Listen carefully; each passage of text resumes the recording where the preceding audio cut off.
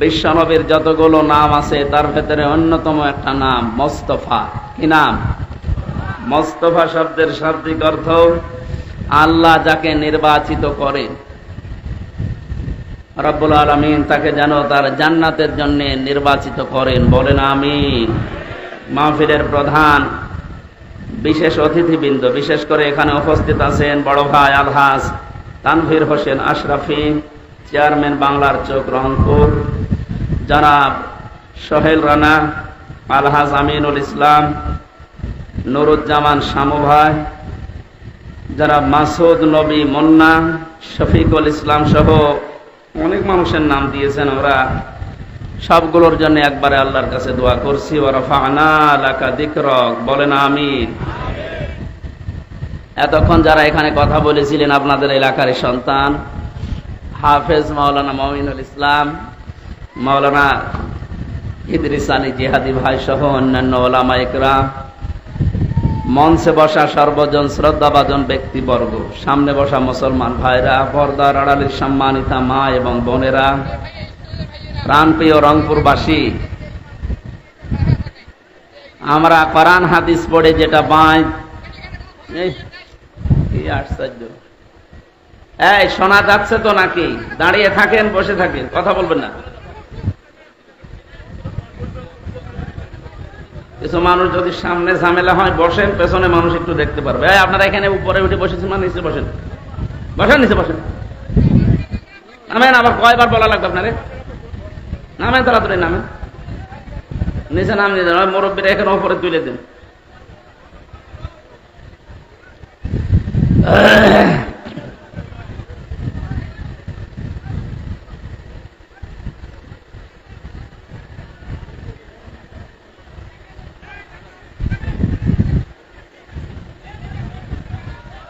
এই কি আরম্ভ করেছে রে?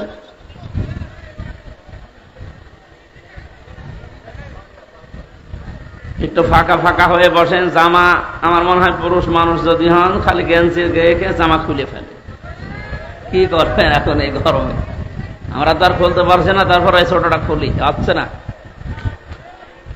রে বাবা। বাবা,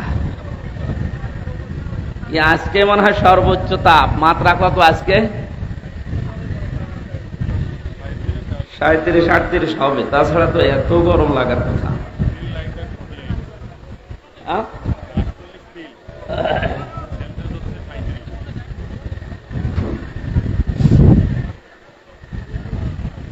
রংপুরবাসী, বাংলাদেশের কম বেশি প্রায় জায়গায় আমি এখন যাচ্ছি। আপনারা সহজ সরল মানুষ, নবীর হাদিস শুনেছেন আপনারা যে সহজ সরল মানুষগুলো জান্নাতি। আল্লাহ মনে হয় এই জেলার মানুষকে এই ঘন্টা দয়া করে দান করেছেন যে অবাশশিরিল মুখবিতিন, যারা সহজ সরল নম্র, এদেরকে আপনি জান্নাতের সুসংবাদ দেন। যেন আপনাদের একটা সুসংবাদ যে আপনারা বাংলাদেশের অন্যান্য বিভাগের লোকের চাইতেও 500 বছর আগে জান্নাতে যেতে পারবেন ইনশাআল্লাহ। আল্লাহ এটা যেন হাদিস দ্বারা যেহেতু নবীজি জানিয়েছেন, এটা যেন তিনি প্রমাণ করে কিয়ামতে আমাদেরকে এটা দেখান। বলেন আমিন।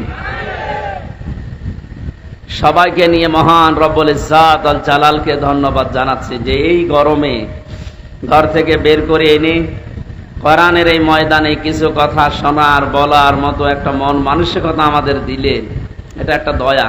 মাইয়ুরিদিল্লাহ খায়রা ইউফাক্কিহু ফিদ্দীন। আল্লাহ যাকে ভালোবাসেন, যার কল্যাণ কামনা করেন, তাকে দ্বীনের কিছু জ্ঞান আল্লাহ নিজের পক্ষ থেকে দান করে। কিন্তু দ্বীন শিক্ষা করা লাগে, এই জন্য আজকে একটা ক্লাস চলছে, এটা একটা কিছু শেখার জায়গা, দ্বীন শেখার জায়গা। আল্লাহ আমাদেরকে ভালোবেসেছেন, নয়তো এই ময়দানে এত গরমে নিয়ে আসতেন না। বলেন আলহামদুলিল্লাহ। দরুদ আর সালাম পড়ছি আমাদের নবী মুহাম্মদ রাসূলুল্লাহ সাল্লাল্লাহু আলাইহি ওয়াসাল্লামের প্রতি। রবিউল আওয়াল মাস, এটা আমরা জানি। রবিউল আওয়াল প্রথম বসন্ত। বসন্ত আসলে যেন সব দিকে কেমন নতুন নতুন লাগে। পৃথিবীর প্রত্যেকটি জিনিস নতুন সাজে সাজতে আরম্ভ করে। যে সমস্ত গাছগাছালিতে পাতা ছিল না, ওই গাছগাছালিগুলো আবার নতুন পাতা গজিয়ে যৌবন ধারণ করে। বিশ্ব নবী মুহাম্মদুর রাসূলুল্লাহকে আল্লাহ এই মাসে পাঠিয়ে তাম পৃথিবীর মানবতার জন্য একটা যৌবন উপহার দিয়েছে। নবীজিকে আল্লাহ পাঠিয়ে জানিয়েছেন, কুল বিফাদলিল্লাহি ওয়া বিরহমাতিহি ফাবিযালিকা ফালিয়াফরাহু হুয়া খায়রুম মিম্মা ইয়াজমাউন। যদিও আয়াতটা কোরআনে কারিমের দিকে ইঙ্গিত দেয়, তারপরেও কোন কোন তাফসিরে নবীজির দিকেও ইঙ্গিত আছে। আল্লাহ পাক বলেন, নবী আপনি বলুন, মানুষেরা যা পেয়ে আনন্দ করে, যা গেইন করে, যা অ্যাচিভ করে, যা অর্জন করে, যা পেয়ে মানুষ আনন্দে লাফায়, আনন্দ করে, আমি আল্লাহর কাছে এগুলো একটাও আনন্দের বিষয় না। আমার কাছে আনন্দের বিষয় হচ্ছে যারা আপনাকে পেয়েছে, আপনার আদর্শ পেয়ে যারা আনন্দ করে, এই মানুষগুলোকে বলেন তারাই আসল জিনিস পেয়েছে। সুবহানাল্লাহ। আমরা নবীজির উম্মত। গতকালকে কুষ্টিয়াতে একজন বিশ্ব নবী মুহাম্মদুর রাসূলুল্লাহকে গালি দিয়েছে, আমি রাতে এসে দেখলাম। প্রতিবাদ চলছে কুষ্টিয়াতে। যারা এখনো পর্যন্ত এগুলো নিয়ে মেতে আছেন, থামেন না। বারবার আমরা সতর্ক করেছি, বাংলাদেশ না তামাম পৃথিবীর তুলনায়ও মুসলমানদের কাছে মুহাম্মদুর রাসূলুল্লাহর ইজ্জত, সম্মান, মর্যাদা অনেক বেশি। এজন্য যারা এগুলো করেন, পাগলামি বন্ধ করে। মানুষকে আইন হাতে তুলে নিতে বাধ্য করবেন না। যে কয় প্রকার মানুষকে মেরে ফেলা জায়েজ আছে, তার ভেতরে বিশ্ব নবীকে যারা অপমান করে, সাতেমে রসুল নবীকে যারা গালি দেয়, এদেরকে মেরে ফেললেও কোনো অপরাধ নেই। সুতরাং এই সমস্ত কাজে আপনারা জড়াবেন না। আমরা নিজেরা আইন হাতে তুলে নিতে চাই না। বর্তমান বাংলাদেশে যে আইন আছে, এই আইন দিয়েই যদি বিচার হয়, তারপরও আপনি কিন্তু ছাড় পাবেন না। অন্য জায়গায় পাগলামি করছেন, করেন। নবীজির বিষয়ে কোনো আপোষ নেই। মুহাম্মদুর রাসূলুল্লাহ, আমরা এমনি নামাজ পড়তে না পারি, সিয়াম করতে না পারি, কিন্তু মুহাম্মদুর রাসূলুল্লাহর মর্যাদা আমাদের জীবনের চাইতেও বেশি। লা ইউমিনু আহাদুকুম হাত্তা আকুনা হাব্বা ইলাইহি মিন ওয়ালিদিহি ওয়া ওয়ালাদিহি ওয়ান নাসি আজমাইন। নবীজি বলেন, অতক্ষণ পর্যন্ত তুমি মুমিন হতেই পারবে না যতক্ষণ সন্তানাদি, স্ত্রী, পুত্র, ছেলে মেয়ে, দুনিয়ার সব মানুষের তুলনায় আমি মুহাম্মদুর রাসূলুল্লাহকে বেশি ভালোবাসা, মহব্বত দিতে না পারবে। সুতরাং এই হাদিস সামনে রেখে আমরা কিন্তু দুনিয়ার জীবন চালাই। আমরা নামাজ, সিয়াম, অন্যান্য ইবাদত, বন্দেগী, জিকির, আজকার আমাদের কম থাকতে পারে, মুহাম্মদুর রাসূলুল্লাহর মহব্বত আমাদের ভেতরে কম নেই। বলেন। তারপরও এটা রবিউল আউয়াল মাস। মাস আসলে এমনি মানুষ অনেকে আবেগে অনেক কিছু করে, যদিও ইসলাম সমর্থিত এগুলো না। যেহেতু যেটা ইসলামে নেই, ওইটা আমরা ইবাদত মনে করে যেন না করি, সতর্ক করছি। রবিউল আউয়াল আসলে যারা নবীর জন্মদিন পালন করার জন্য পাগল হয়ে যান, পৃথিবীতে কারো জন্মদিন, মৃত্যুদিন পালন করা জায়েজ নেই। এটা ইহুদি খ্রিস্টানদের কালচার। আমি কথা বোঝাতে পেরেছি? ইসলামে যেটা নেই, কেউ যদি ইসলাম মনে করে এটা পালন করে, সে বেদাত করে। আর যারা বেদাত করে, সে যত জ্ঞানী মানুষ হোক, ও গোমরাহ। আর যারা গোমরাহি অবলম্বন করে, আল্লাহ তাদেরকে জাহান্নামের পথে দিয়ে দেবেন। এজন্য আমরা যেহেতু সচেতন মানুষ, জীবন চলে যাবে, তারপরও ইসলামে আমরা যেন কিছু না ঢোকাই। যতটুকু ভালোবাসা, মহব্বত সাহাবায়ে কেরাম দিয়েছেন, তামাম রংপুর না, তামাম পৃথিবীর মানুষ মিলে একজন সাহাবীর ভালোবাসা নবীকে দিতে পারবো আমরা? ওনারা যা করেছে, ওনারা আমাদের আদর্শ, মডেল, নমুনা। ওইটা দেখে দেখে আমরা বিশ্ব নবীর মহব্বত, ভালোবাসা চালাবো ইনশাআল্লাহ। রবিউল আউয়ালে যারা শুধু জন্মদিন পালন করার জন্য এই যে 63 দিন অনুষ্ঠান চলছে, কোথায় পেয়েছেন এগুলো? যদিও আপনাদের রংপুর, রাজশাহী এই সমস্ত বিভাগে এগুলো কম, এই চট্টগ্রাম, সিলেটে, ওরে বাবা কি মহব্বত এদের। অথচ পৃথিবীতে প্রমাণ, সিরাতের যত গ্রন্থ আছে প্রায় 27টার উপরে, প্রায় গ্রন্থগুলো আমি দেখেছি, কোন জায়গায় নবীজির জন্ম নিয়ে সাহাবায়ে কেরাম এবং তার বংশের লোকেরা এইরকম অনুষ্ঠান বানিয়ে আনন্দ করেছে আমরা পাইনি। হ্যাঁ, 2 জন চাচা আনন্দ করেছিল। একজন আবু লাহাব আর একজন আবু তালেব। এই দুইজনেই নবীর জন্মে খুব খুশি ছিল, কিন্তু নবীর আদর্শে তারা খুশি ছিল না। এক কথা বুঝতেছেন? এই দুইজন নবীর চাচায় আদর্শ পেয়ে তারা খুশি না, কিন্তু তারা নবীর জন্মে খুশি। এই যে মিলাদ যেটা বলা হয়, মিলাদ মানে জন্ম, মিলাদ মানে, এই দুইজন চাচার পুরা জীবনী পড়েন, দেখবেন এরা এত খুশি ছিল নবীর জন্ম পেয়ে, নিজেদের বাড়ির কাজের মেয়ে, কেনা কাজের মেয়ে। এখন তো আমরা টাকা দিয়ে ভাড়া করে নিয়ে আসি, আরো সময় কিনে নেওয়া ছিল। মানুষ বেচা কেনা হয়তো গরু ছাগলের মতো, বাজার থেকে কাজের মহিলা কিনে বাড়িতে রেখেছিল আবু লাহাব, সোয়াইবিয়া। মহিলা এসে যখন আবু লাহাবকে জানিয়েছে যে নেতা, মালিক, আপনার মরা ভাইয়ের সন্তান হয়েছে, খুব সুন্দর। এই লোকটা এত বেশি খুশি, আবেগে, আনন্দে এই দুই আঙ্গুল দিয়ে বলেছিল, যা করে আমি আজাদ করে দিলাম। আল্লাহ খুশি হয়েছিলেন এই কাজটায়, কারণ নবীজির জন্য দুনিয়াতে কেউ কিছু করলে আল্লাহ এটা নষ্ট করে না, তার যদি ঈমান নাও থাকে। কথা বুঝতেছে? পৃথিবীর এইটা প্রমাণ আছে যে নবীর জন্য যা যে করবে ওইটা আল্লাহ ফেরত দেয় না, কারণ আল্লাহ নিজে মুহাম্মদ রাসূলুল্লাহর আশিক। সুবহানাল্লাহ বলতে পারেন না? এই যে বালাগাল উলা বিকামালিহি আমরা পড়ি অনেকে। শেখ সাদী রহমতুল্লাহ আলাইহি 120 বছর দুনিয়ায় বেঁচে ছিলেন। তিনি 30 বছর এই পৃথিবীতে লেখাপড়া করেছিলেন। 30টা বছর, জন্মের পর থেকে 30 বছর পর্যন্ত একাধারে তিনি লেখাপড়ায় কাটিয়েছেন, পড়াশোনায়। বাকি 30 বছর তিনি শুধু ভ্রমণ করেছিলেন তামাম দুনিয়ায়। বাকি 30 বছর তিনি 2টা কিতাব লিখেছিলেন, একটা গোলিস্থা আর একটা বস্থা। এই 2টা কিতাবের ভেতরে শেষের 30 বছর চিন্তা করলেন, জীবনে বহু কিছু লিখেছি, মুহাম্মদ রাসূলুল্লাহকে নিয়ে আমি কিছু লিখতে পারি। উনি যখন একটা কবিতা লিখছিলেন রাতের বেলা, বালাগাল উলা বিকামালিহি কাশাফাত দুজা বিজামালিহি হাসনাত জামিউ খিসালিহি। এ পর্যন্ত লেখার পরে তার কলম বন্ধ হয়ে গেছে। তাহাজ্জুদের নামাজ আদায় করে যাই নামাজে তিনি ঘুমিয়ে গেলেন। স্বপ্নের ভেতরে মুহাম্মদ রাসূলুল্লাহ এসে ডাক দিয়ে বলে, সাদি, চিন্তা কিসের? এখানে একটা মাসলা বের হয়, আপনারা শুনতেছেন?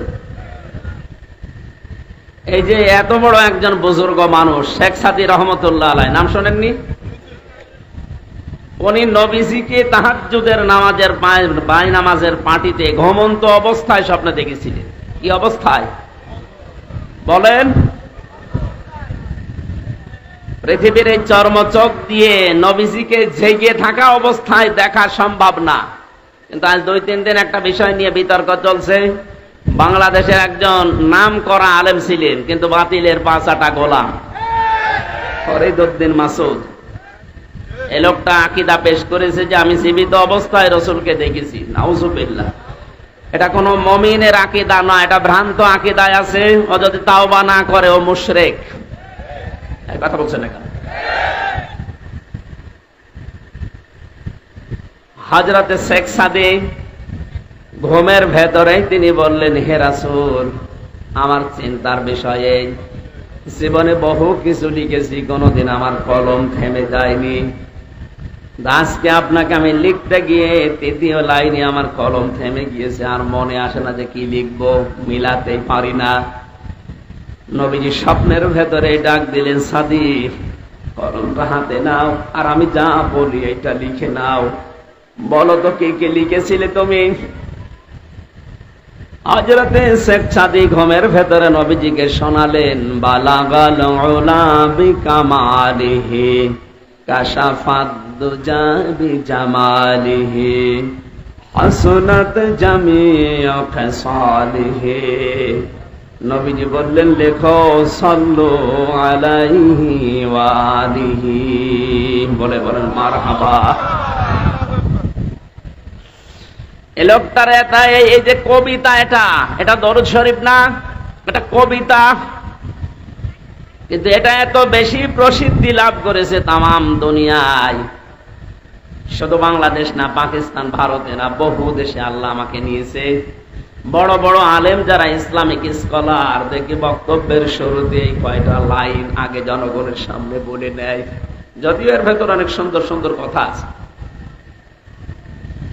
এই লোকটার 120 বছরের জীবনের মাত্র এই একটা লাইন আল্লাহ পাক এত বেশি পছন্দ করেছিলেন নবীজির কারণে। কার কারণে বলেন বলেন?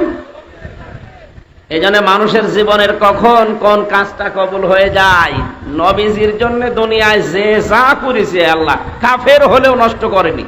এই যে আবু লাহাব একটা কাফের, ওর নামে আল্লাহ কোরআনে সূরা দিয়েছেন, আয়াত নাজিল করেছেন, কিন্তু তার এই কাজটাকে আল্লাহ নষ্ট করেননি।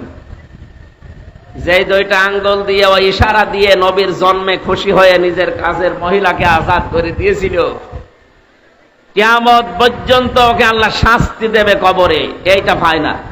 কিন্তু এই দুইটা আঙ্গুল মুখের ভেতরে সোমবারের দিন যেদিন নবীজি এসেছিলেন, মুখের ভেতরে একটু যদি চোষা মারে একটু আনন্দ পায়। সুবহানাল্লাহ বলতে পারেন নাই? একটা কাফেরের কাজকে আল্লাহ নষ্ট করেননি নবীর জন্য। কার জন্যে?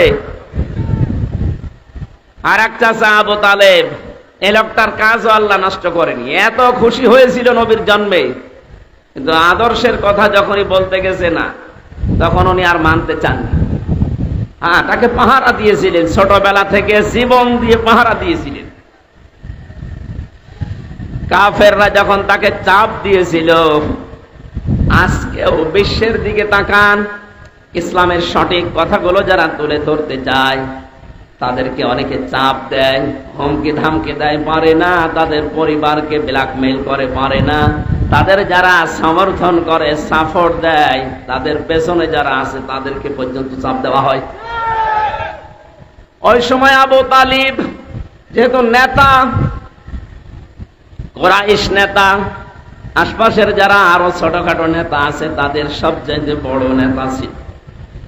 এসে ডাক দিয়ে বলেছে, আবু তালিব, তোমাকে আমরা মান্য করে চলি, কিন্তু তোমার ভাতিজা নতুন অনেক ধর্মের আবিষ্কার করে যা আরম্ভ করেছে, থামতে বলো, নয়তো আমাদের হাতে তুলে দাও। আবু তালিব বাড়িতে গেলেন, নবীজিকে ডাক দিয়ে বললেন, মুহাম্মদ, ভাতিজা আমার, কাফেররা এসেছিল তোমাকে তাদের হাতে তুলে দিতে বলে, অপশন দিয়েছে কয়েকটা। যদি দুনিয়ার সবচাইতে বেশি সুন্দরী মহিলা চাও, এই পুরো আরব জাহানে তোমাকে তারা বিয়ে দিয়ে দেবে। যদি সম্পদ দাও, তারা সম্পদের মালিক বানাবে। ক্ষমতা চাইলে তাদের যে চেয়ার আছে, ক্ষমতার চেয়ারও তোমাকে অর্ধেক দিয়ে দেবে।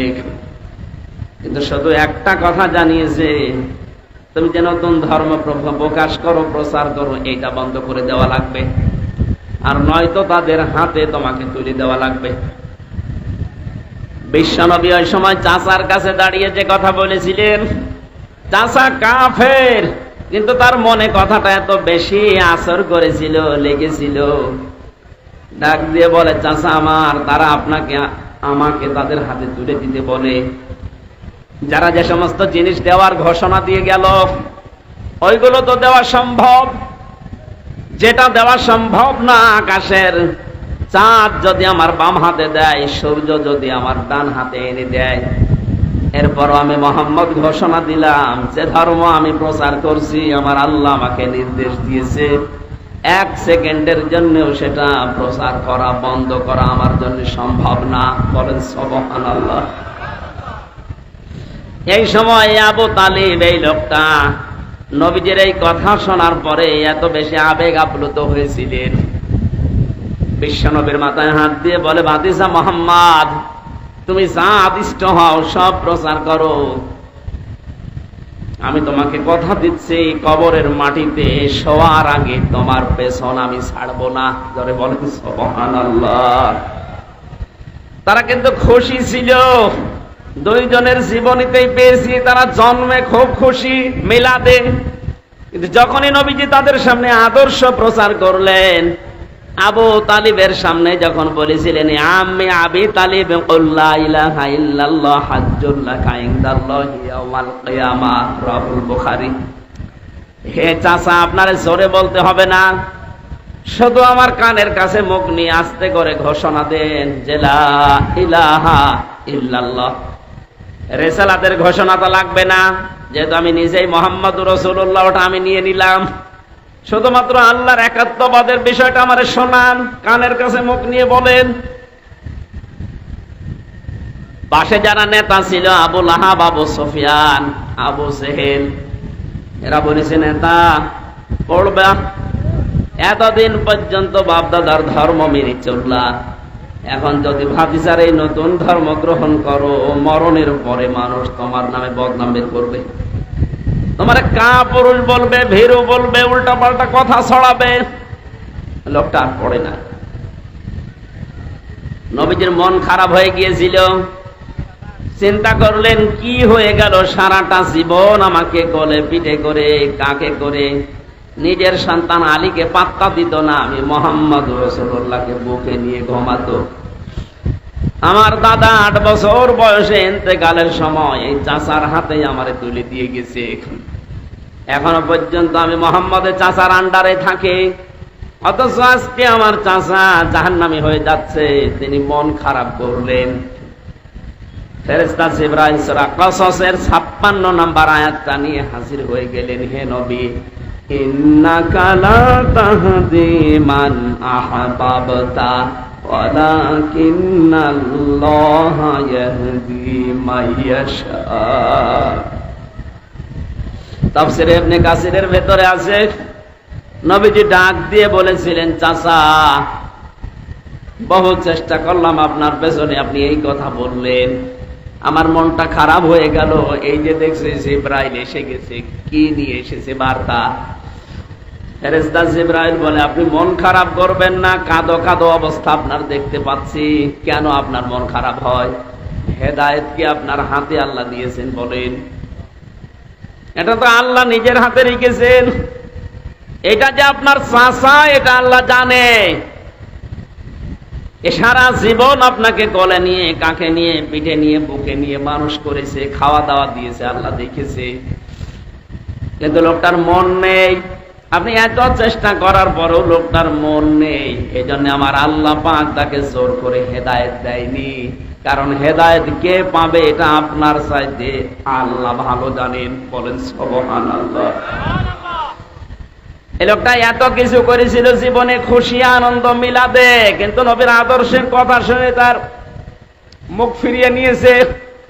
এই জন্য হাদিস হচ্ছে এটা, কিয়ামতের দিন নবীজি বলেন, আমার এই চাচা আবু তালিবের পায়ের নিচে জাহান্নামের জুতা আল্লাহ পরিয়ে দেবে। এই জুতার গরমের ঠেলায় তার মাথার মগজ পর্যন্ত টকবক করে পড়বে। আর এক চাচা আবু লাহাবের কথা শুনলেন, বিশ্ব নবী সাফা পাহাড়ে দাঁড়িয়ে বলেছিলেন, ইয়া সাবাহা, হে সকাল। তার মানে মানুষ যদি বিপদে পড়তো ওই সময় পাহাড়ের পাদদেশে উঠে তারা ঘোষণা দিত, হে সকাল, আমার বিপদ চলছে। লোকজন সবাই যখন পাহাড়ের পাদদেশে হাজির হয়ে গেছে, ডাক দিয়ে বলে, মুহাম্মদ তোমাকে দেখতে পাচ্ছি, কি হয়েছে তোমার, কি বিপদ বলো? নবীজি ওই দিন বলেছিলেন, আমি যদি বলি পাহাড়ের পাদদেশে পেছনের সাইডে একদল শত্রু সেনা অবস্থান করছে তোমাদেরকে আক্রমণ করার জন্য, আমি তোমাদের যেটা অপেক্ষা করার জন্য বলছি, সতর্ক হওয়ার জন্য, এখন যদি সতর্ক না হও তাহলে তারা আক্রমণ করবে। ওরা বলেছিল, আপনি যা বলেন আমরা সব বিশ্বাস করি, কারণ কোনদিন আপনি মিথ্যা বলেননি, এটা আপনারা জানি। যখনই নবীজি বললেন, তোমরা যদি এই মুহূর্তে আল্লাহর একাত্মবাদের স্বীকৃতি না দাও, তাহলে তার গজবের ফেরেশতারা অবস্থান নিচ্ছে, তোমাদের উপর আক্রমণ চালাবে। সামনে কেউ কোনো কথা বলে নাই, হাজারো মানুষের। একটা লোক দাঁড়িয়ে একটা পাথর নিয়ে নবীজির দিকে নিক্ষেপ করেছিল আর জানিয়েছে, তাব্বালাকা আলিহাদা জামাআতানা ইয়া মুহাম্মদ, এ মুহাম্মদ তুই ধ্বংস হয়ে যা। বলেন নাউজুবিল্লাহ। এই কথা বলার জন্য আমাদেরকে একত্রিত করলি, তুই ধ্বংস হয়ে যা, বরবাদ হয়ে যা, তুই নষ্ট হয়ে যা। আল্লাহ পাক এত বেশি নারাজ হয়েছিলেন এই কথার দ্বারা, ও হাত তুলে পাথর নিক্ষেপ করেছিল মাত্র 1 হাত দিয়ে। কয় হাত? বলেন বলেন। অথচ কোরআন বলছে তাব্বাত ইয়াদা আবি লাহাবি ওয়া তাব। এখানে তাব্বাত ইয়াদুন না ইয়াদা নিয়েছিল, তাসনিয়ার কারণে নুনটা পড়ে গেছে, এসাফতের কারণে নুনটা পড়ে গেছে। তাব্বাত ইয়াদা শব্দের শাব্দিক অর্থ হচ্ছে দুই হাত। আল্লাহ বলেন আবু লাহাবের দুই হাতই ধ্বংস হয়ে যা। প্রশ্ন আসতে পারে আল্লাহ কি অবিচারক? বলেন, সে তো এক হাত দিয়ে পাথর নিক্ষেপ করেছিল নবীর দিকে। আল্লাহ যদি রাগ করে কিছু করেও তাহলে তার এক হাত ধ্বংস হওয়ার কথা বলবেন? তাব্বাত ইয়াদুন কথা বলে না কেন? দুই হাতের কথা দিলেন।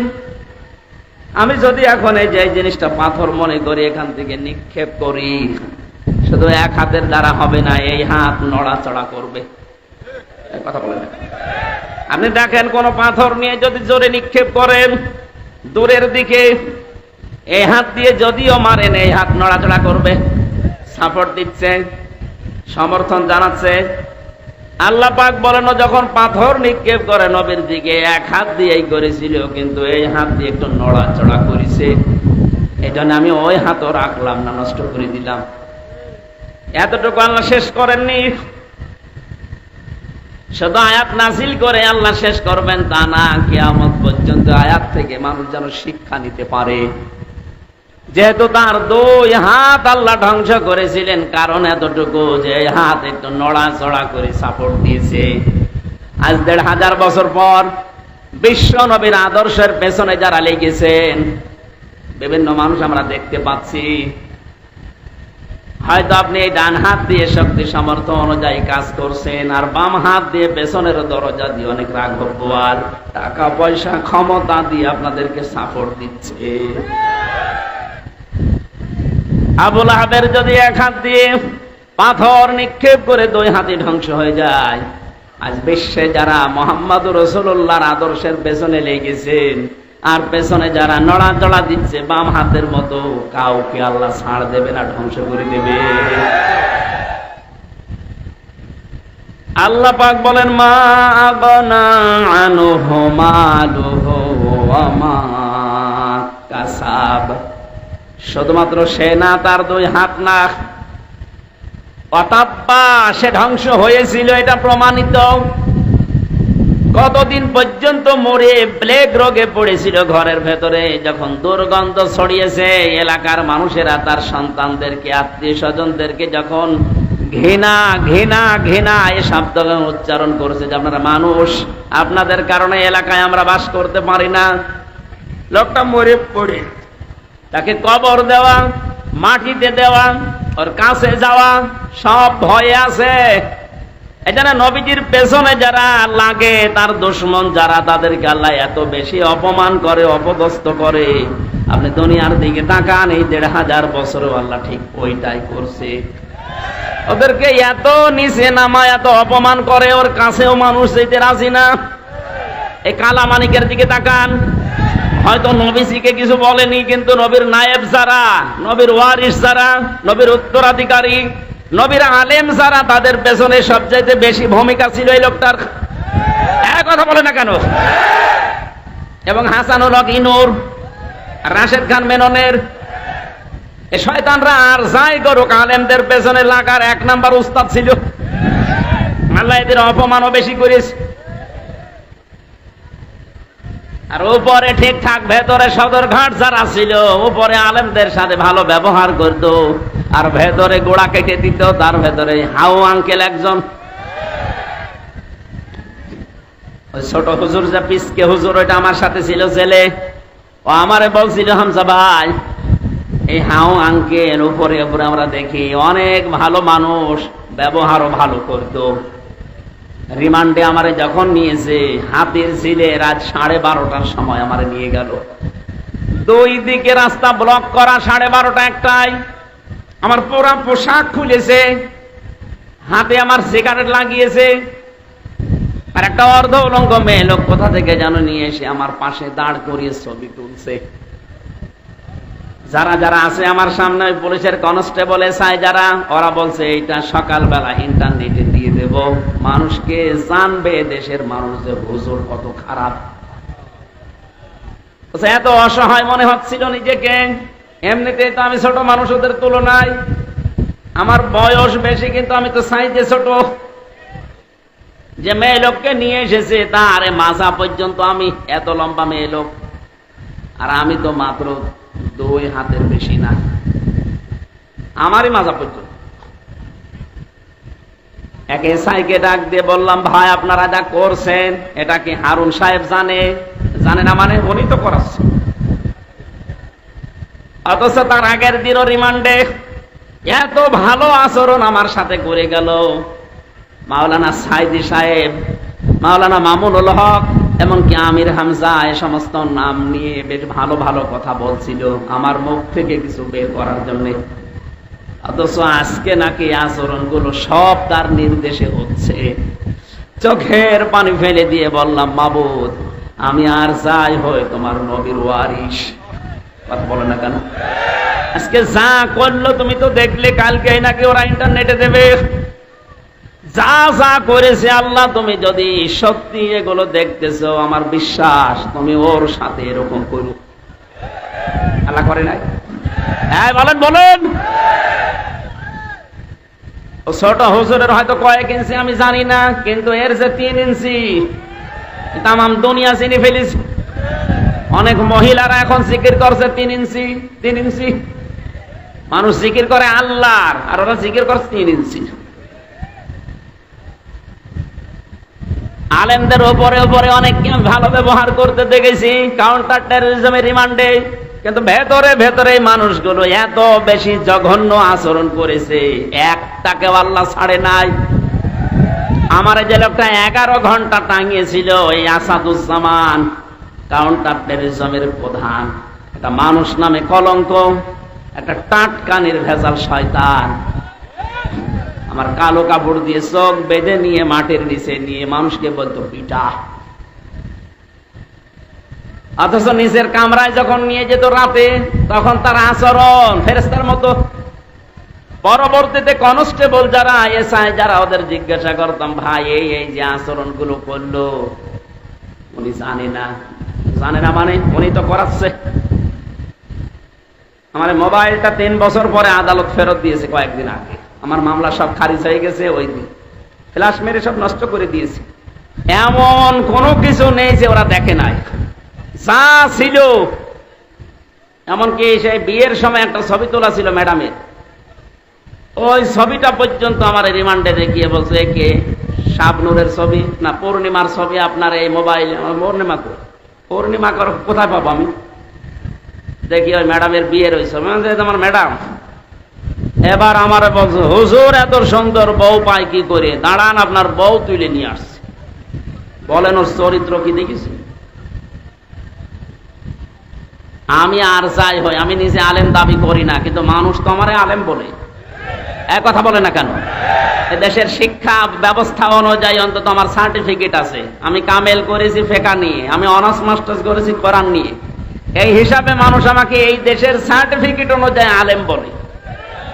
নবীর ওয়ারিস আমাকে ভাবে আপনি যা করলেন জেনে শুনে, অথচ মাঝে মাঝে এসে বলতে আপনার কোনো দোষ নেই। আমরা জানি দোষ নেই, আপনি এগুলো করেন কেন? সাধারণ যেভাবে আচরণ করেন মানুষের সাথে ওইরকম করেন, জেলে দিয়ে দেন। জেলে থাকা অত ঝামেলা না, কিন্তু আমরা রেখেছিল যে ফাঁসির কন্টেম সেলের ভিতর 24 ঘন্টা তালা লাগিয়ে রাখে, এদিকে 2.5 হাত, এদিকে 3.5 হাত, মনে হচ্ছে কবরে আছে। এটা 2 দিন 5 দিন 7 দিন 3 বছর, 1 টাকা আল্লাহ ছাড়ে নাই। দেখেন যেইগুলো এরকম উপরে ভালো ছিল ফিটফাট, ভেতরে সতর্ঘাট, প্রত্যেককে আল্লাহ অপমান করিস। অন্তর্বর্তীকালীন সরকার আসার পরে দেখি ওদেরকে সব ওএসডি করিস। শুধু ওএসডি না, ওদের এখন যা অবস্থা। সেদিন আমার মামলার রায় হওয়ার দিন আমি আদালতে দাঁড়িয়ে কল দিয়েছিলাম মামলার আয়ুরে, যে এতদিন ওরে আমি স্যার বলতাম, এখন থেকে উল্টো করে আমার স্যার বলছে। স্যার আপনি কল দিয়েছেন, আলহামদুলিল্লাহ, আপনি জীবনে যেন আর আমার নামে কিছু বললেন না। বললেন না মানে? তুই ধরা পড়ার পরে আমার বাবার কাছ থেকে 10 লাখ টাকা নিয়েছিস। বললে যে হুজুরের নামে আমরা আর মামলা দেব না, টাকা দিন। আমার বাবা একেবারে হন্তদন্ত হয়ে তাড়াতাড়ি করে 8 লাখ পাঠিয়েছে। বললি যে মামলা দেব না, নাই তো 50টা মামলা দেব। তো কথা ঠিক রাখেনি, টাকাও নিল আর একটা মামলাও দিল, আবার রিমান্ডেও নিল। এদের যে চরিত্র, এরা যা করেছিল ওপরে ওপরে আর ভেতরে যা করেছে, জঙ্গি নাটক সাজিয়ে এই মনিরুল আমার নামে এই মামলা দিয়ে এমন এমন কাজ করেছিল, মনে করেছিল এর দ্বারা বাংলাদেশ জামাতে ইসলামী এবং ছাত্র শিবিরকে এদেশের এবং বাইরের দেশে মানুষের কাছে একে কালার করে দেব। আল্লাহ পুরা উল্টিয়ে দিস। জামাত আর শিবিরে দেশে এখন যে জঙ্গি না, এটাতে মানুষের সঙ্গী, এটা প্রমাণ হয়ে গেছে। ডক্টর শফিকুল ইসলাম মাসুদ মাদ্দাজিল্লুহুল আলী বড় ভাই ঘোষণা দিয়েছে, দেশে যদি ইসলাম উপরে উঠতে পারে, ক্ষমতায় যেতে পারে, জঙ্গি মুক্ত রাষ্ট্র আমরা উপহার দেব। ওদের এখন গাত্রদাহ শুরু হয়ে গেছে। এই আবার কোন কোন মন্ত্র পড়ছে। তোমরা যেটা দিয়ে উল্টা পাল্টা রিপোর্ট তৈরি করে বাইরের দেশকে দেখিয়ে যে না, এদেশ কোরআনের হাতে দেওয়া যাবে না, এদেশে জঙ্গি আছে, পুরাটা নাটক বানিয়ে মঞ্চস্থ করতে সব এখন উল্টিয়ে গেছে। বাইরের যত দেশ এখন সবাই প্রমাণ পাচ্ছে না এদেশে যারা ইসলামপন্থী এই মানুষগুলো জঙ্গি না, এদেরকে জঙ্গির ট্যাগ লাগানো হয়। ট্যাগ লাগায় কারা? যারা আসল জঙ্গি। কথা বলেন। জঙ্গির নামে যে লোকটার ফাঁসি দিয়েছেন নাটক করে, আব্দুর রহমান শায়েখ, এই লোকটা আপনাদেরই আত্মীয়, আমি নাম নিলাম না। কথা বলছেন না কেন? এই জন্য আমার কথা ছিল, আপনার যে মাল সম্পদ, আপনার যে রায়, আপনার যে সমর্থন, হয়তো ডাইরেক্ট অনেকে নবীর বিরুদ্ধে, নবীর ওয়ারিসদের বিরুদ্ধে কিছু করে না, পেছনের লাইন দিয়ে অনেকে সাপোর্ট দেয়, তাদেরকেও আল্লাহ ছাড়ে নাই। কারণ এই আয়াত আল্লাহ 1500 বছর আগে দিয়েছে, কিয়ামত পর্যন্ত ছাড়বেও না। সায়াসলা নারং যাতা লাহাব, অতি শীঘ্রই আমি তাকে লেলিহান আগুনে প্রবেশ করাবো। অমরাত, তার স্ত্রীকেও, কারণ তার স্ত্রীও নবীর বিরুদ্ধে ছিল। এখান থেকে প্রমাণ হয় যে সমস্ত মেয়ে লোকাজ তার স্বামীরা নবীজির বিরুদ্ধে, ইসলামের বিরুদ্ধে, আর বউগুলো মেয়েগুলো ইসলামের বিরুদ্ধে অবস্থান নিয়ে স্বামীকে সাপোর্ট করছেন, তাদেরকেও স্বামীর সাথে জাহান্নামে যাওয়া লাগবে। এই জন্য বিবেক আপনার আছে, আপনি তার গরু ছাগল না। এটা শুনছেন, পাল্টাবেন নিজেকে। আমরা আসল কথায় আসি। আমরা শুধু নবীর মিলাদে জন্মে আমরা খুশি না, আমরা নবীর আদর্শে খুশি। কারণ জন্ম নিয়ে, মিলাদ নিয়ে যারাই খুশি আমরা দেখতে পাচ্ছি তারা সব জাহান্নামী। কথা বলেন ঠিক কিনা? আর দুইজন চাচার কথা জানি, একজন হামজা আর একজন আব্বাস। এই দুইজন আপন চাচা, কিন্তু তারা শুধু জন্মের সময় খুশি ছিল না, তারা খুশি ছিল, আনন্দ করেছে নবীর আদর্শ পেয়ে। এ কথা বলেন না কেন? তারা এত বেশি খুশি হয়েছিল নবীর আদর্শে। এই হামজা, এই লোকটা তীর ধনুক চালানোর উস্তাদ ছিল। পশু পাখি শিকার করতে বের হতো। একদিন এক হরিণের পেছনে দৌড়াচ্ছে, মানুষ দেখলে তো হরিণ দৌড়ায়। হযরতে হামজা তীর নিয়ে যখনই তিনি জঙ্গলের ভেতরে এগিয়ে যাচ্ছেন, হরিণ দেখে নিজের কাছে চলে আসতেছে। কি গো আশ্চর্য, হরিণ তো দৌড়াবে আর আমার কাছে আসে। হরিণ একেবারে কাছে আসার পর ডাক দিয়ে বলে, মাবুদ, জীবনে আমার জবানটা খুলে দাও, আমি শুধু নবীর পক্ষে একটা কথা বলে জীবনটা ধন্য করি।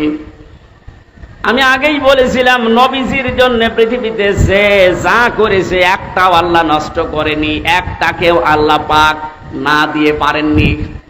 হরিণ যখনই বলেছে আমি নবীর পক্ষে একটু কথা বলতে চাই, আল্লাহ তার জবান খুলে দিয়েছেন।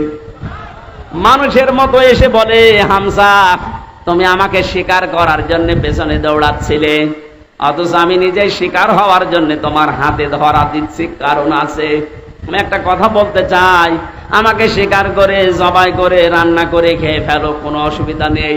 আমার 2টা বাচ্চা পর্যন্ত কাঁদছে, তাদেরকেও দরকার হয় সাথে নিয়ে আসি। কিন্তু তোমার এতিম ভাতিজা ভাই নেই, তার একটা সন্তান আব্দুল্লাহর ছেলে মোহাম্মদ, এদেশের নেতা যাকে তোমরা মনে করো আবু জেহেল, রক্তাক্ত করে কাবার পাশে ফেলে রেখে দিয়েছে। আমি তোমার কাছে জানতে চাই এর কোনো প্রতিবাদ তোমার জানা আছে কিনা, তুমি কিছু করতে চাও? মনের দুঃখ নিয়ে, ভারাক্রান্ত মন নিয়ে এই হরিণকে, হরিণের বাচ্চা দুটোকে ছেড়ে দিয়ে বাড়িতে আসলেন। স্ত্রী কাঁদতেছে, ডাক দিয়ে বলে, বউ আমার কাঁদো কেন? বলে, কাঁদি আমার তো ছেলে মেয়ে নেই। আমি কাঁদি এই কারণে, তোমার ভাইয়ের ছেলে মোহাম্মদ এতিম মানুষ, তারে আজকে আবু জেহেল মারধর করে কাবার পাশে রক্তাক্ত করে ফেলে রেখেছে। কিছু করবা কিনা? যদি কিছু না করো আমি তোমার জন্য রান্না বাড়া সব বন্ধ করে দিলাম। নবীজির চাচি হযরতে হামজার স্ত্রীর এই কথাটাকে আল্লাহ ফেলে দেয়নি। সিরাত ইবনে হিশামের ভেতরে আল্লাহ পাক তাকেও চিরন্তন করে দিয়েছেন। বলেন সুবহানাল্লাহ। দৌড় দিয়ে ওই ধনুক নিয়ে চলে গেলেন। আবু জেহেল কয়েকজন সাঙ্গ পাঙ্গ নিয়ে মিটিং করছিল যে আজকে মোহাম্মদকে জনমের পিটানো পিটিয়েছি। তীর ধনুক নিয়ে বললে, কেন তুমি আমার ভাতিজাকে মারলে? এই বলেই করলেন আঘাত। ফেনকি দিয়ে আবু জেহেলের মাথা থেকে রক্ত বের হওয়া আরম্ভ হয়ে গেছে। ডাক দিয়ে বললেন, দেখো আমার ভাই বেঁচে নেই, কিন্তু আমি হামজা এখনো পর্যন্ত জীবিত আছি। আমি তার ধর্ম মানি না, তার যে নিজের নতুন ধর্মের দিন এটা আমি মানি না, বিশ্বাসও করি না। কিন্তু আমি বেঁচে থাকা অবস্থায় আমার ভাতিজার দিকে যেন কোনোদিন তোরে না তাকাতে দেখি। ঠেট যখন দিচ্ছিল আশপাশের সাঙ্গ পাঙ্গ, তারা ডাক দিয়ে বলে, নেতা শুধু অর্ডার দেন, হামজাকে আমরা শুইয়ে দেই। আবু জেহেল বলেছে, দেখো ও যখন কথা বলছিল আমার মনে হচ্ছে ওর দুই পাশে দুইটা বাঘ দাঁড়িয়ে আছে। সিরাত ইবনে হিশামে লেখা আছে এই দুইটা বাঘের আকৃতি তাকে আল্লাহ দেখিয়েছিলেন শুধু নবীর পক্ষে হযরত হামজা থাকার কারণে। বাড়িতে গেলেন, যাবার পথে হযরতে মুহাম্মদুর রাসূলুল্লাহ কাত হয়ে পড়ে আছে পাহাড়ের পাদদেশে। মাথাটা তার উরুর উপরে নিলেন, ডাক দিয়ে বললেন, ভাতিজা তোমাকে যে আঘাত করেছিল এই মুহূর্তে তাকে আমি আঘাত করে রক্তাক্ত করে ফেলে রেখেছি, তুমি খুশি হয়েছো? নবীজি এবার চোখ তুলে তাকালেন, বললেন, চাচা আপনি এসেছেন, আমার শত্রুকে আপনি ওই পরিমাণে মার দিয়েছেন, আপনি আমাকে বলেন খুশি আছো কিনা? না, আমি খুশি হইনি। হযরত হামজা ওই সময় বলেছিল, ভাতিজা কি করলে তুমি খুশি হবে তাই বলো, আমি আজ তাই করব। নবীজি বললেন, চাচা সত্যি আপনি আমাকে খুশি দেখতে চান, আনন্দিত চান? বলে, হ্যাঁ চাই, বলো। আপনি আবু জেহেল সহ তামাম পৃথিবীর সবাইকে যদি মারধর করেন আমাকে খুশি পাবেন না। আমি খুশি হব তখন যখন আপনি আমার এই আদর্শটা মেনে পড়বেন, লা ইলাহা ইল্লাল্লাহ মুহাম্মাদুর রাসূলুল্লাহ।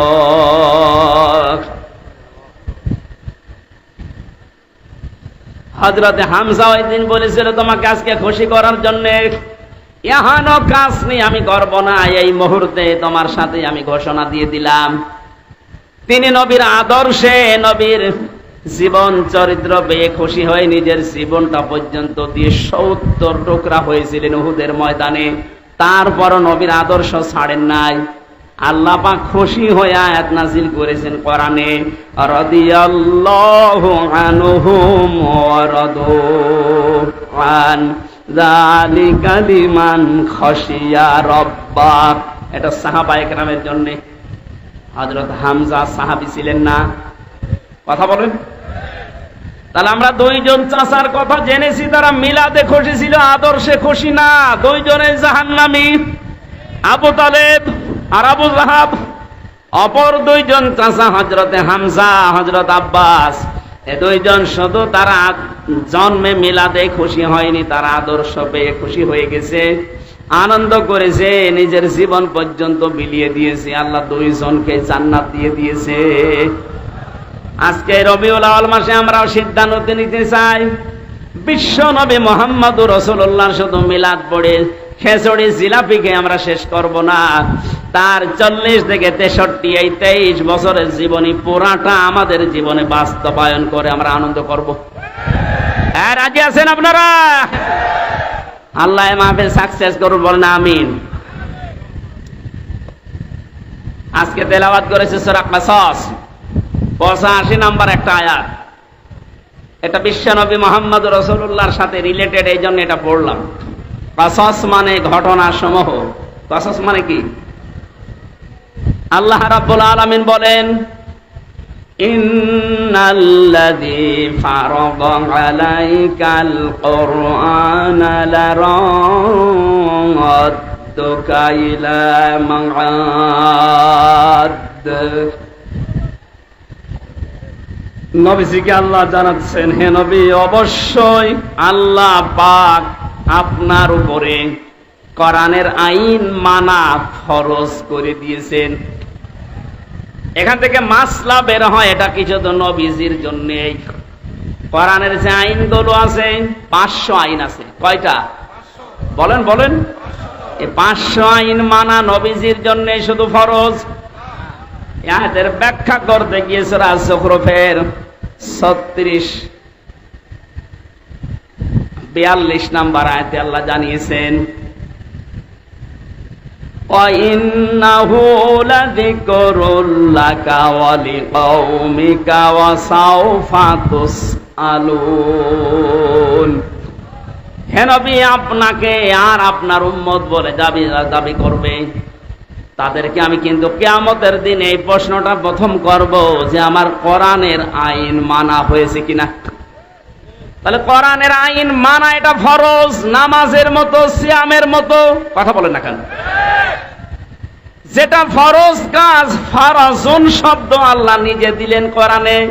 ইন্নাল্লাযী ফারাদা, আল্লাহ কিন্তু কাঁটা বাঁধেননি যে লিখে দিলাম, না, ফারাজ আমি ফরজ করে দিলাম।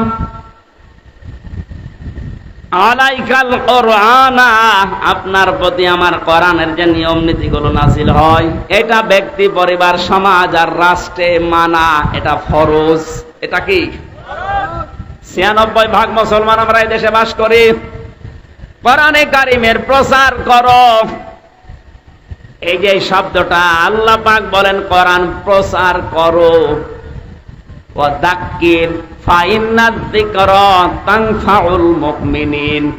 হে নবী, আপনি কোরআনের আলোচনা করেন, কোরআন প্রচার করেন, এটা মুমিন যারা তাদের উপকার হবে। এই বিধানটা কার? আরো জোরে বলেন। অথচ 15.5 বছর এ কোরআন প্রচার করো, এ আদেশ মানতে গিয়ে এ মোস্তফা সাহেবের মতো মানুষেরা বহু মানুষের সাথে বার্গেনিং করা লেগেছে। আমি তো রংপুরে জেল থেকে বের হওয়ার পরে কয়েকটা অনুষ্ঠানে এসেছিলাম।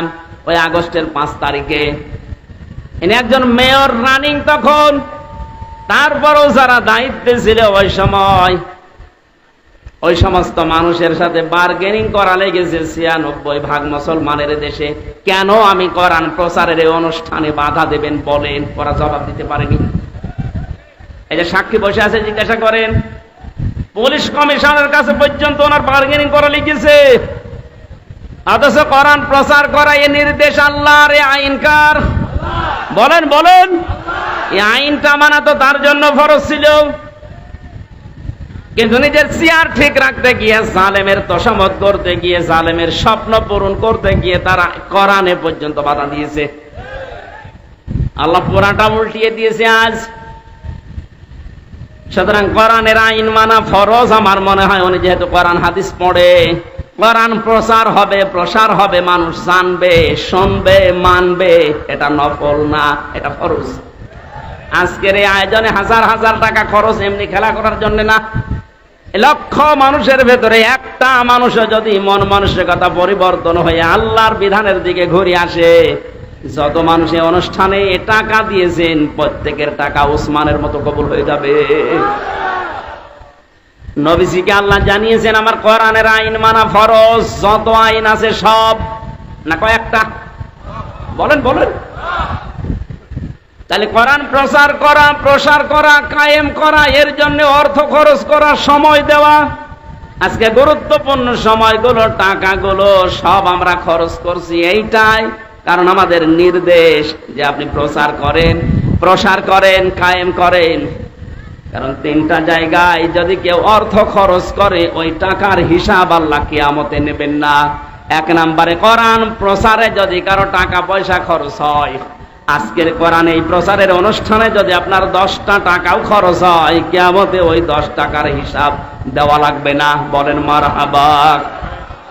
2 নম্বরে, এই পৃথিবীতে কোনো মানুষ যদি জিহাদের ময়দানে কাজ করে, তার পেছনে যদি আপনি খরচ করেন, যেতে পারেন না, তাকে সাহায্য করেন, ওই টাকার হিসাব দেওয়া লাগবে না। 3 নম্বরে, যদি আপনার পরিবারস্থ লোকদের জন্য, বিশেষ করে যাদের সাথে রক্তের সম্পর্কগুলো আছে, এদের পেছনে যদি আপনার টাকা খরচ হয়, ওই টাকার হিসাব দেওয়া লাগবে না। এখানে মাসলা আসে, আজ অনেকে কৃপণ এত বেশি পরিবারস্থ লোকদের জন্য খরচ করতে চান না। না, এটা উচিত না। আপনার টাকার যখন হিসাব দেওয়া লাগবে না, তখন পরিবারস্থ লোকদের বিনোদন দেওয়ার জন্য বিশাল টেলিভিশন কিনে দেবেন। শরীয়তের ভেতর থেকে যতটুকু বিনোদন দেওয়া যায়, অতটুকুর জন্য যদি আপনি তার জন্য টাকা খরচ করেন, এই যে মনে করেন ওয়াইফাই লাইন নিয়েছেন, ইন্টারনেট, প্রতি মাসে 1000 টাকা বিল দেওয়া লাগে।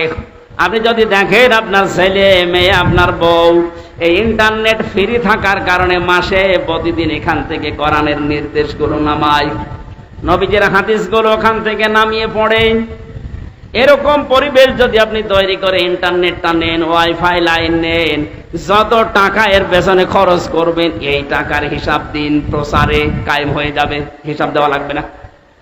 কিন্তু পরিবেশ তৈরি না করে যদি ওয়াইফাই লাইন নিয়ে দেখেন আপনার মেয়ে, আপনার ছেলে উলঙ্গ নাচ দেখছে, আপনার তো ডবল সওয়াব হবে। এজন্য পরিবেশটা তৈরি করা লাগবে আগে। আমি যে কথা বোঝাতে চাচ্ছিলাম, কোরআনের আইন মানা যেহেতু ফরজ, আমাদের এখন থেকে জীবনের টার্গেট থাকা লাগবে, আমি যাই করি না কেন কোরআন এদেশে কায়েম হবে, এদেশে কোরআনের আইন চলবে, এটা আমার জীবনের প্রথম কাজ আমি বানিয়ে নেব।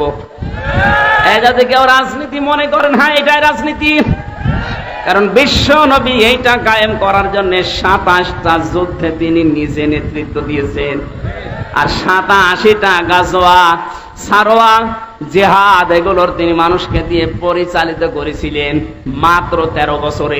কয় বছরে বলেন বলেন? মক্কায় যে 53 বছর এক থেকে ছিলেন, তখন তো কিছু করতে পারেননি, পেরেছেন? ওখান থেকে যে মদিনায় গেলেন 53 বছর বয়সে, মাত্র 10টা বছর মদিনায় ছিলেন। এই 10 বছরের ভেতরে তাকে 27টা যুদ্ধে নিজে নেতৃত্ব দেওয়া লেগেছে। তাহলে বলেন তো বাস্তবতা কোথায়? নবীজি কোরআনের বিধান চালু করার জন্য এগুলো করেছিলেন না ব্যক্তিগত স্বার্থে? কোরআনের জন্য যদি উনি নিজে জিহাদের ময়দানে সেনাপতির দায়িত্ব পালন করে, তা 1টা 2টা না 27টা। ওইরকম যদি পরিস্থিতি আমাদেরও আসে যে তরবারি হাতে নেওয়া লাগবে, বোমা হাতে নেওয়া লাগবে, মানুষকে মেরে ফেলা লাগবে, এই সিচুয়েশন আসলে কোরআন কায়েমের জন্য ওইটাও জায়েজ আছে। আর ওইটা যদি কেউ রাজনীতি মনে করেন, জিহাদ মনে করেন, হ্যাঁ ওইটাই আমার জিহাদ, কারণ আমার জীবনের আসল টার্গেট ইন্নাল্লাযী ফারাদা আলাইকাল কুরআন লারাদ্দুকা ইলা মাআদ। আমি চাই আল্লাহর এই জমিনে অন্য কারো বিধান চলবে না, আমি চাই আল্লাহর বিধান দিয়ে জমিন চলবে। আলা লাহুল খালক ওয়াল আমরু, বানিয়েছেন যিনি, আইনও চলবে তার। কথা বলেন ঠিক কিনা?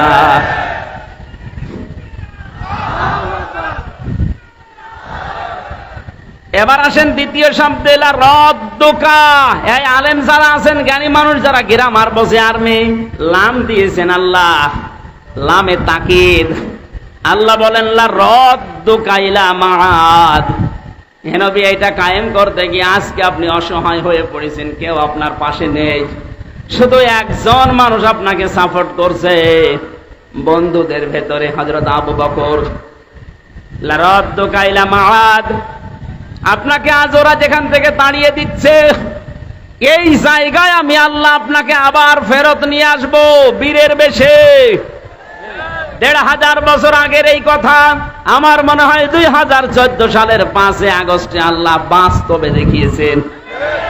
এই 15.5 বছর যাদের নাম উচ্চারণ পর্যন্ত এ দেশে নিষেধ ছিল, 5 দিন আগেও যাদেরকে নিষিদ্ধ ঘোষণা করেছিল, কথা বলে না কেন? মনে হচ্ছিল ওই সময় পুরো জমিন আমাদের জন্য সংকীর্ণ, কোন জায়গায় আমাদের জায়গা নেই। শেষের 5 দিন কি অবস্থায় ছিলেন আপনি বলেন?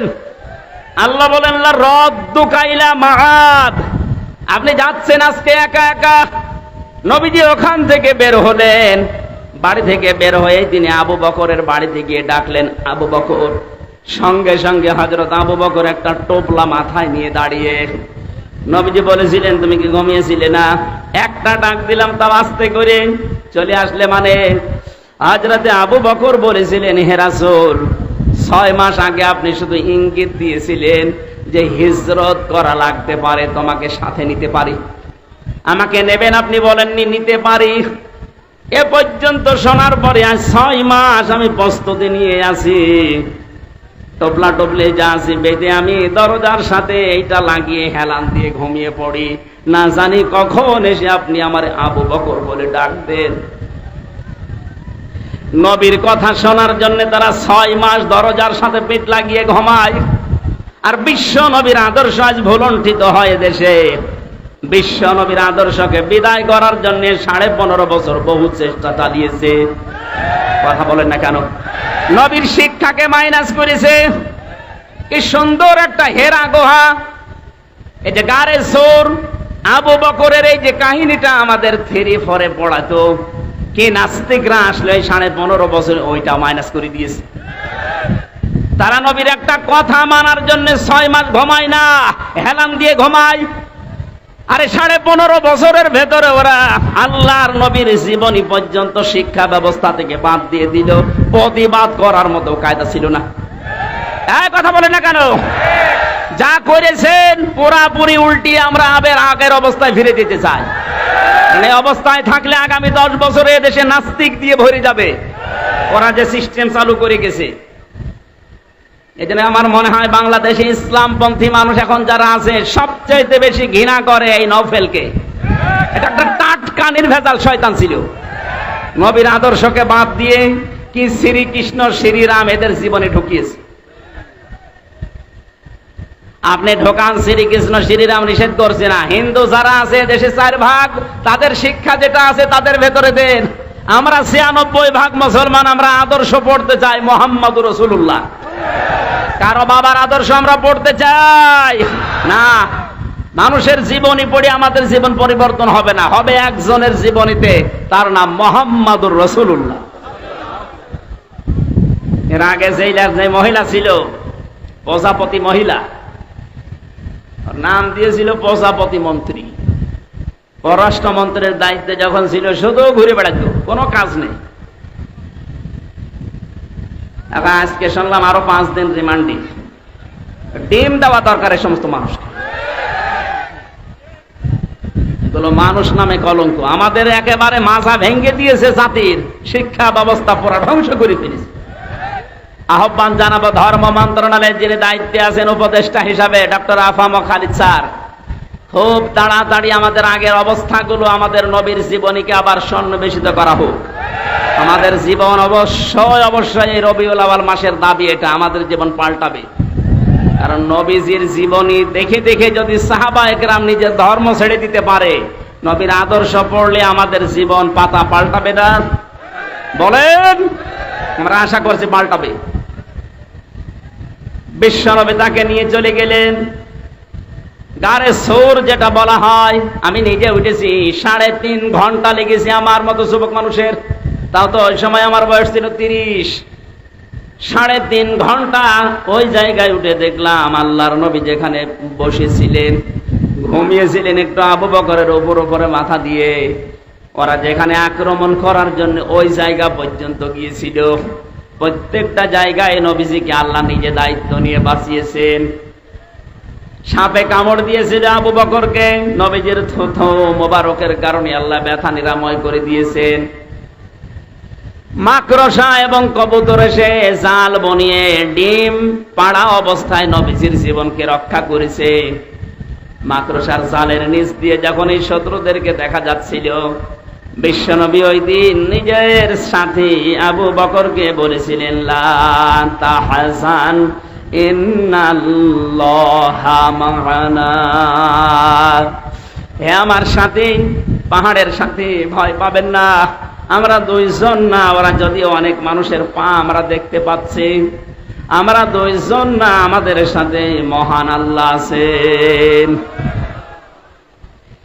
বিপদের এই কঠিন মুহূর্তে নবীজির এই কথাকে শোনার পরে আল্লাহ এত বেশি খুশি হয়েছিলেন, তাদেরকে ধোঁকা দিয়ে বোকা বানিয়ে ওখান থেকে আল্লাহ সব ফেরত পাঠিয়েছেন।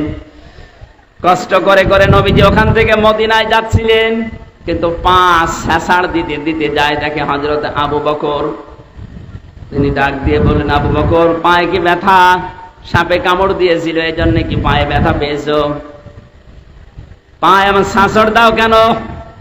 হযরত আবু বকর বলে, ইয়া রাসূলুল্লাহ, সাপে কাটার যন্ত্রণা তো ওই সময় শেষ হয়ে গেছে, কিন্তু আপনি যখন সামনে দিয়ে হেঁটে যাচ্ছিলেন, পেছনে আমি যখন হেঁটে হেঁটে যাই, দেখলাম আপনার পায়ের ছাপ মাটিতে, এই বালি মাটিতে পড়তে পড়তে যাচ্ছে পাহাড়ি এলাকায়। আমি আবুল হাবকে চিনি, অত আবুল হাকাম মানুষের পায়ের চিহ্ন পর্যন্ত দেখে বলে দিতে পারে এটা কার ছেলে, কখন হেঁটে গেছে।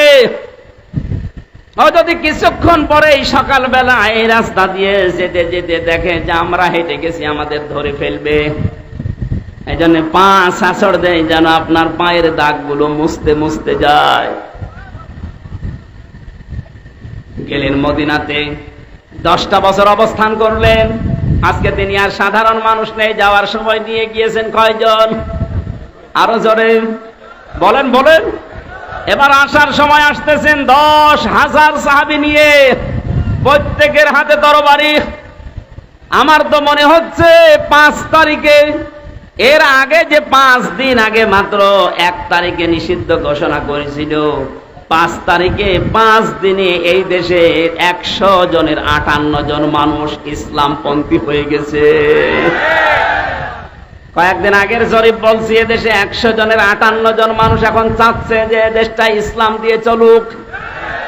আপনি যেতে দেন এভাবে কয়েকদিন, দেখবেন এদেশে 100 জনের 100 জন মানুষই বলবে যে আমরা ইসলাম দিয়ে দেশ চালাতে চাই। তারা ইসলাম দিয়ে চললে টাকা পাচার হবে না, বেগম পাড়া হবে না। হ্যাঁ, কথা বলে না কেন? কেউ খেয়ে থাকবে, কেউ নেই খেয়ে থাকবে না।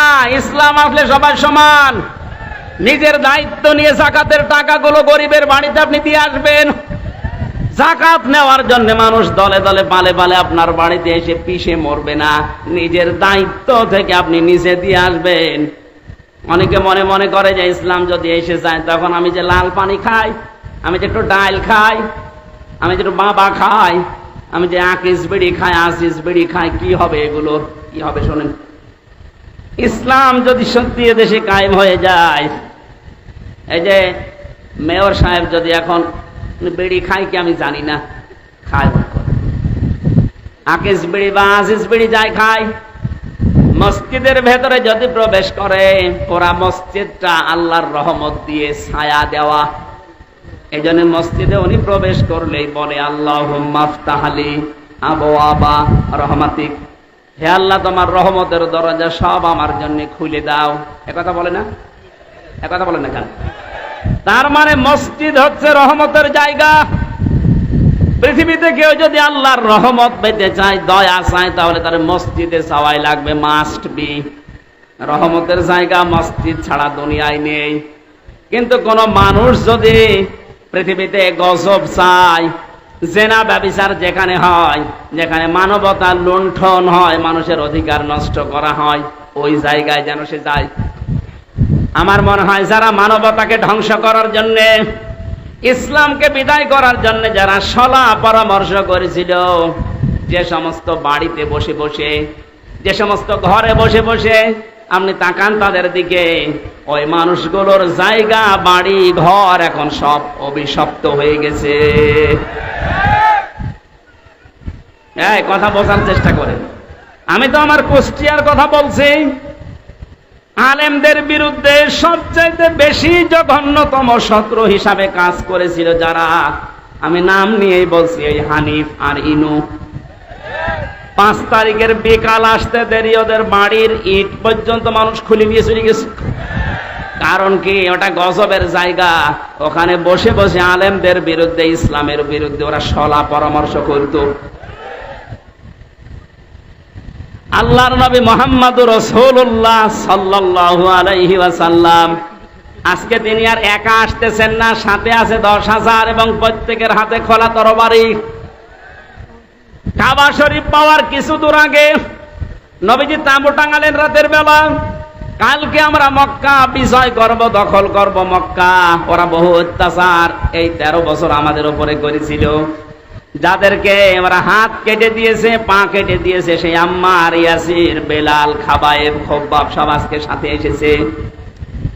বিশ্বনবী সবাইকে ডাক দিয়ে বললেন যুদ্ধের কিছু কৌশল আছে।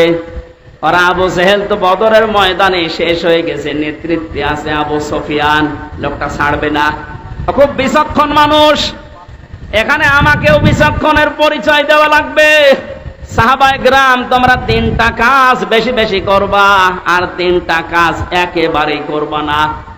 যে 3টা কাজ একেবারেই করবা না, কোন মহিলা, কোন নারী এদের গায়ে হাত দিবা না। 2 নম্বরে কোন শিশুর গায়ে হাত দিবা না। যদি কেউ ক্ষমতা পায়, বিজয় হতে পারে, তাহলে তাদের এই কর্মসূচিগুলো নেওয়া দরকার।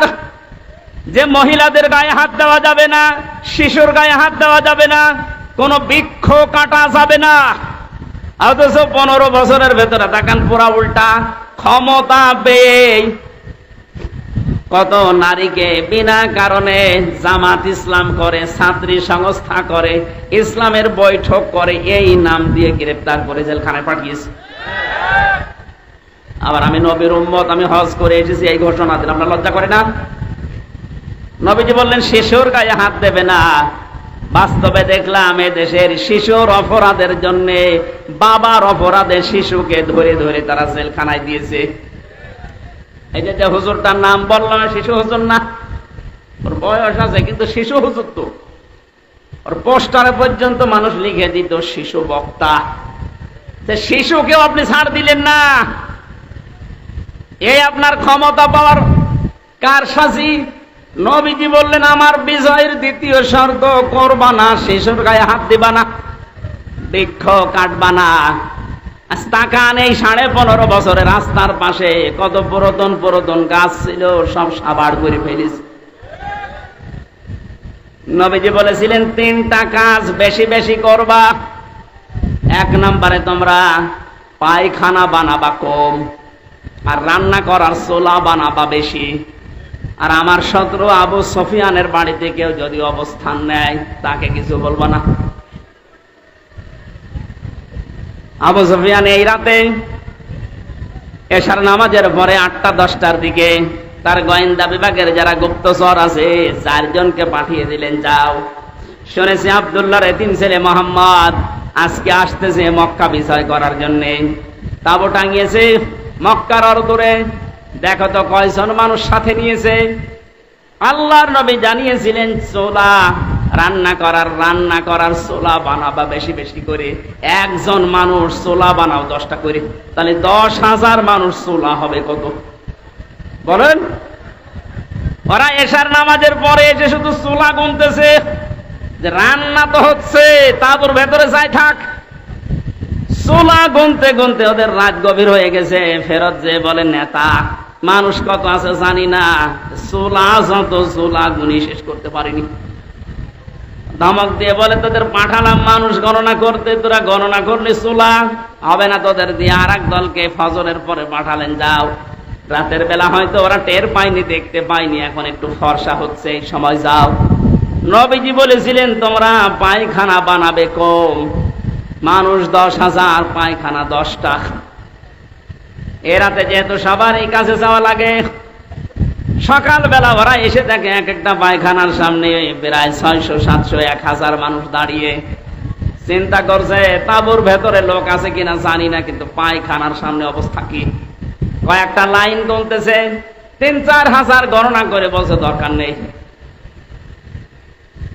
ডাক দিয়ে বলে কি অবস্থা, মানুষ কত আছে জানি না, এক একটা পায়খানার সামনে মানুষ যত আছে লাইন গণনা করে শেষ করতে পারিনি। আবু সুফিয়ান রাগান্বিত হয়ে বলে বেটা বিয়াদব লোক, পাঠালাম কি আর করিস কি, তোদের দিয়ে হবে না, আমি নিজেই যাবো। আজ নিজেই সকালবেলা গেছে।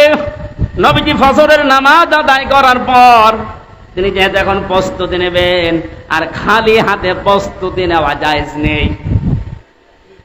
আজ আমরা অনেকে শুধু তসবিহ নিয়ে পড়ে আছি। হ্যাঁ, কথা বলেন না কেন? এই রাতেই তো আপনি 13 তারিখে মার খেয়েছেন, 13 সালে। যদি ওই সময় শুধু তসবিহ না নিয়ে তসবির সাথে আরো কিছু নিতেন, মারতে আসলে আরো ওদের 10টা মারলে 5টা পড়তো। নিজে পাহাড়ের পাদদেশে দাঁড়িয়ে দৃশ্য দেখেন, নবীজি 10,000 সাহাবীকে তরবারি দিয়ে দাঁড় করিয়ে রেখেছে। সূর্যের আলো লাগতেছে, চিক চিক করে আলো জ্বলে। মনের অজান্তে কথা তার মুখ দিয়ে বের হয়ে গেছে, আহ কি সুন্দর দৃশ্য লাগছে। গিয়েছে একজন সাথে নিয়ে, আজকে এসেছে হাজার হাজার মানুষ নিয়ে।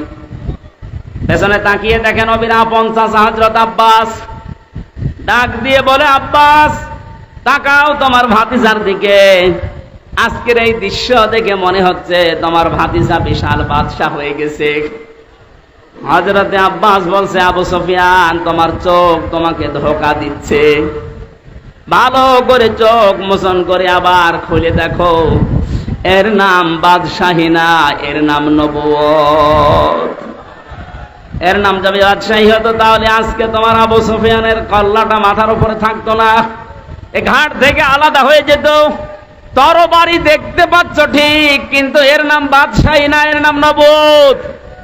আমার মনে হয় 1500 বছর পর 5 তারিখের মে মাসে, আগস্ট মাসের পরে যা দৃশ্য আমরা অন্যান্য দলের পক্ষ থেকে পেয়েছিলাম, যে যেখানে পারে অনেকে লুটপাট আরম্ভ করেছিল, চাঁদাবাজি আরম্ভ করেছিল। একটা মানুষকে দেখলাম, তিনি সবচেয়ে বেশি নির্যাতিত হয়েছিলেন এই 15.5 বছরে। তারও তো ক্ষমতা ছিল, তারও লক্ষ লক্ষ মানুষ ছিল এদেশে। তিনি ঘোষণা দিলেন, না আজকের এই দিনে আমি কাউকে কিছু বলবো না, সবাইকে সাধারণ ক্ষমা ঘোষণা করে দিলাম। আমি শুধু বলার জন্য বলছি তা না, বাস্তবের সাথে মিলে যাচ্ছে তাই বলছি। ওনার আদর্শটা রাসূলের কাছ থেকে নেওয়া, কথা বলে ঠিক কিনা? সব কসুর পাতার মতো কাঁপছিল। নবীজি বললেন, লা তাসরিবা আলাইকুমুল ইয়াউম, কোনো ভয় নেই, চিন্তা নেই। আমার ভাই ইউসুফ যেভাবে মাফ করে দিয়েছিল, আজকে তোমাদের প্রতি আমার কোনো ক্ষোভ নেই, অনুরাগ নেই। সব আমি আল্লাহর জন্য তোমাদেরকে মাফ করে দিলাম। আজকে এই দৃশ্যটা আরম্ভ হয়ে যায় আগস্টের 5 তারিখ থেকে। এই জন্য 1 মাস আর 16 দিনে এদেশের 35 জন মানুষ চাইতো ইসলাম কায়েম হোক। গত 10 দিনের রিপোর্ট, এদেশে এখন 100 জনের 58 জন মানুষ চাচ্ছে ইসলাম এদেশে চলে আসুক। শুধুমাত্র এই উদারতার কারণে। আল্লাহ জানিয়েছিলেন, নবী আপনাকে আমি দিচ্ছি ঠিক, আবু বকরকে সাথে নিয়ে যান, ফেরত আসবেন আমি গ্যারান্টি দিলাম। একা একা না, আপনি বিজয়ী বেশে ফেরত আসবেন। আল্লাহ পাক নবীর রেসালাতের রবিউল আউয়াল মাসে তার চরিত্র থেকে যে কথাগুলো আমরা শুনেছি, বাস্তবে যেহেতু মিলে যাচ্ছে অনেকের জীবনের সাথে, বাকিটা তিনি কোরআন দিয়ে পুরা আরব জাহান চালিয়েছেন। ওইটাও আমরা পুরা বাংলাদেশকে দেখতে চাই। বলেন আমিন। প্রচন্ড গরম এবং 4:30 পার হয়ে গেছে, এখন আজান হচ্ছে চারিদিকে, এখনই নামাজ হবে। গরমে আমি আর কথা বলতে পারছি না। রাতের বেলা আজকে একটা মাহফিল আছে, কোথায় জানো? হ্যাঁ, টাকা পয়সা আসলে এদের সব নষ্ট হয়ে গেছে ঝড়ে বৃষ্টিতে। যারা দিয়ে দেননি এখনো পর্যন্ত, আমি আশা করছি আপনারা দিয়ে যাবেন, বাড়িতে নিয়ে যাবেন না ভাই। যারা দিতে এসেছিলেন তারা এদের হাতে, এদের বিভিন্ন জায়গায় হয়তো মগ দেওয়া আছে, ওখানে একটু দিয়েছেন। আল্লাহুম্মা আমিন। লা ইলাহা